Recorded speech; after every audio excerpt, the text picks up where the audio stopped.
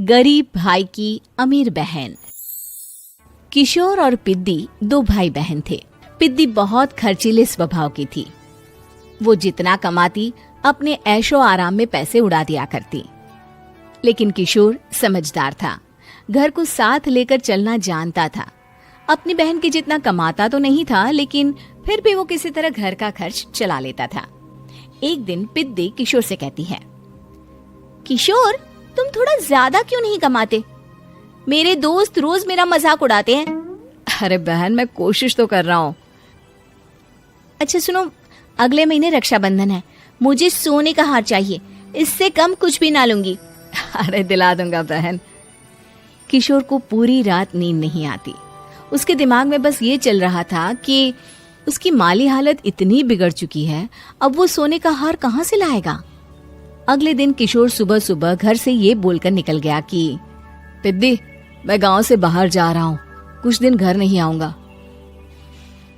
किशोर ने अपने काम के साथ साथ फेरी में कपड़े बेचने भी शुरू कर दिए, जिससे वो ज्यादा से ज्यादा पैसे कमा सके। रात में वो एक बिल्डिंग की चौकीदारी भी करने लगा। अपने काम से थोड़ा बहुत समय निकालकर बस कुछ घंटे की नींद ले पाता था। और कब वो कुछ दिन एक महीने में बदल गए और रक्षाबंधन भी आ गया, पता ही नहीं चला। लेकिन किशोर अभी तक घर वापस नहीं लौटा। जहां वो काम करता था, पिद्दी के नाम का गुल्लक रखा हुआ था। किशोर ने उस गुल्लक को फोड़ा और सारे पैसे इकट्ठा करके एक सोने का हार खरीद लिया। घर में पिद्दी किशोर का इंतजार कर रही थी। तभी किशोर आता है। कहाँ चले गए थे? 4 दिन का कहा था और 1 महीने से पता नहीं कहाँ गायब हो गए थे। मैंने बस एक हार मांगा था और तुमने तो घर ही छोड़ दिया। अरे मुझे थोड़ा काम मिल गया था। कुछ नहीं, सब समझती हूँ, बहाने थे तुम्हारे। अपनी बहन के लिए इतना भी नहीं कर सकते, कैसे भाई हो? चलो यहाँ बैठो, राखी बांधती हूँ। पिद्दी ने किशोर को राखी बांधी। वैसे ही किशोर ने अपनी बहन के हाथ में सोने का हार रख दिया। उसकी खुशी का कोई ठिकाना नहीं था। वो मिठाई खिलाए बिना ही नेकलेस लेकर चली गई और शीशे के सामने अपने गले में हार रखकर देखने लगी। किशोर ने लड्डू उठाया और खुद ही खा लिया। ऐसे कई साल गुजर गए। एक दिन पिद्दी की नौकरी छूट गई। अब वो पूरी तरह किशोर पर डिपेंड हो गई थी। आए दिन किशोर को अपने महंगे महंगे शौक गिनाकर उससे पैसे मांगा करती थी। किशोर, कुछ पैसे देना, मुझे पार्लर जाना है। किशोर बिना कुछ बोले उसे पैसे दे देता। ये क्या, 500? अरे इतने में तो मुझे पार्लर में एंट्री मिलेगी बस। अच्छा, देता हूँ ना ज्यादा। अरे कैसे भाई हो, अपनी बहन के लिए इतना भी नहीं कर सकते।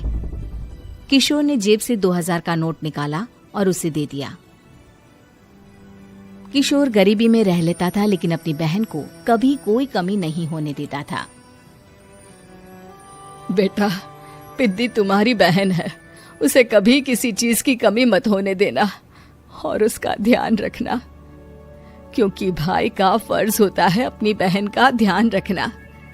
किशोर ने माँ की कही ये बात हमेशा के लिए याद कर ली थी। शायद माँ की इसी बात की वजह से किशोर पिद्दी की हर जिद पूरी करता चला आ रहा था। किशोर, आज मैं अपने दोस्तों के साथ पार्टी करने जा रही हूँ, मुझे कुछ पैसे दो ना। किशोर पिद्दी को समझाता है, लेकिन पिद्दी नाराज होकर चली गई और अपने कमरे में सुबक सुबक कर रोने लगी।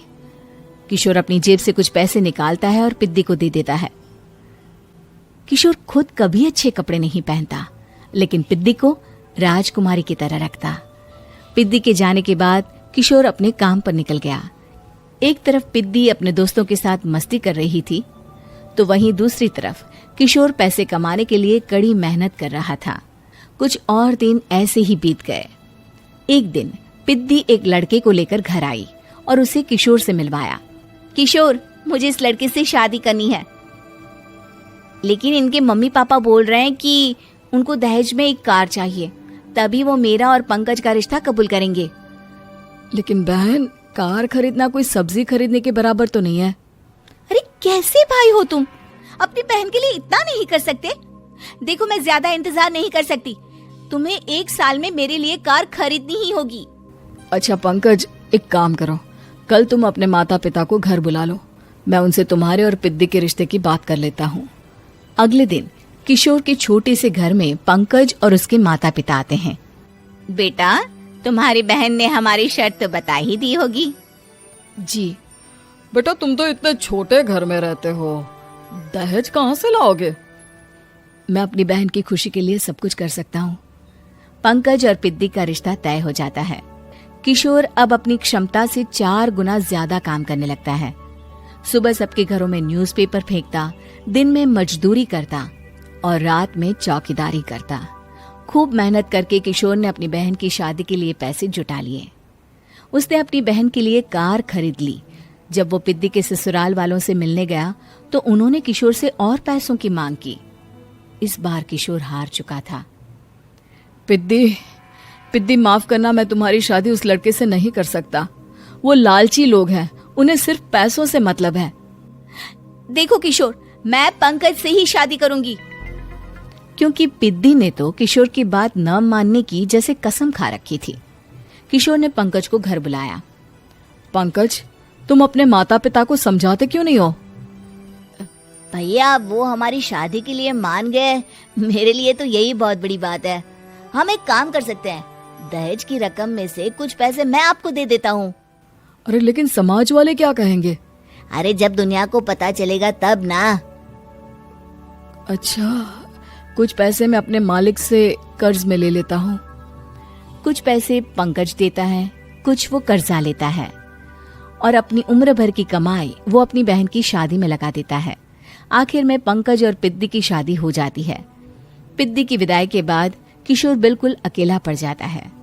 अब उसका कमाने में भी मन नहीं लगता। उधारी वाले रोज घर में आकर बैठ जाते हैं। अरे किशोर, अब तो पिद्दी की शादी को 5 साल हो गए, अब तो हमारा पैसा लौटा दो। चाचा, पिद्दी के जाने के बाद किसी भी काम में मन नहीं लगता। अरे तो हमारा पैसा कैसे वापस मिलेगा? जी, कुछ करता हूँ मैं। किशोर के ऊपर बहुत सा कर्जा चढ़ गया था, इसलिए उसने तय किया कि वो ये घर बेचकर सबके पैसे लौटा देगा। अगली सुबह शहर के किसी साहूकार को उसने अपना घर बेच दिया और सबके पैसे लौटा के वो गांव छोड़कर चला गया। पिद्दी ने शादी के बाद कभी अपने भाई का हाल तक नहीं पूछा। किशोर को फर्क नहीं पड़ता था। बस ससुराल में उसकी बहन खुश है, ये जानकर उसे खुद की खुशी मिलती थी और ये सोचकर कि उसने माँ से किया हुआ वादा पूरा कर दिया।